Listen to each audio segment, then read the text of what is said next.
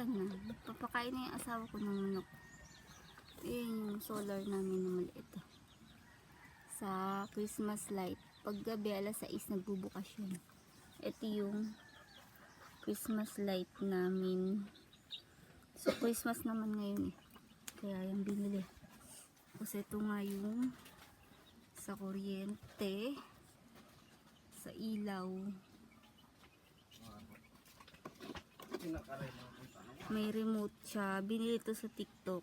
Wala siyang power kasi ginamit na nga kagabi. Tapos ito, sinacharge to dito sa binili namin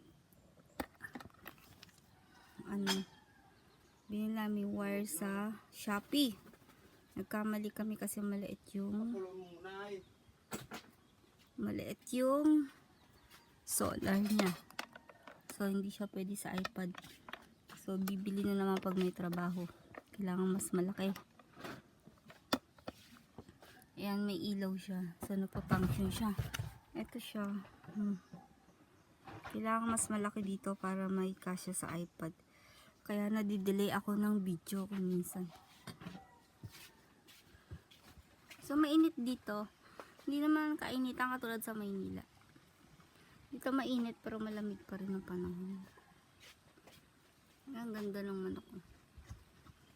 May tanim kayong papaya dyan. May sili. Nagsasaing na yung asawa ko.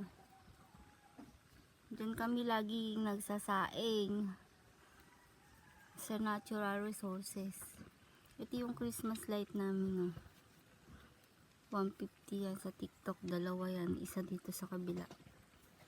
Ayun yung kanyang pinaka power.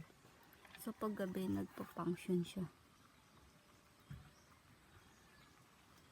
Sobrang tahimik dito. Ang madidinig mo lang dito ay itong sapa at saka yung ingay ng mga manok.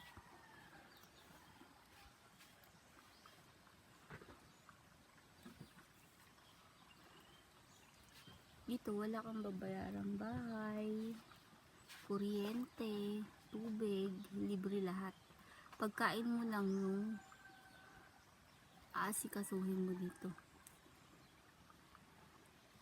Tsaka yung pag-aaral ng mga bata.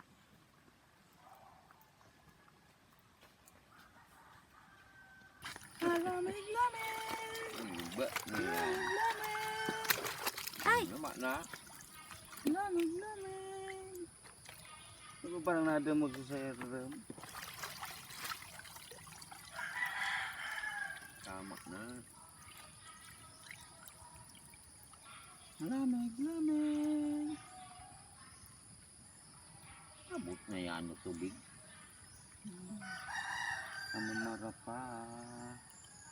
Yung pagparasarang atin sa bukol. Nara ito balukag dyan. Lamig.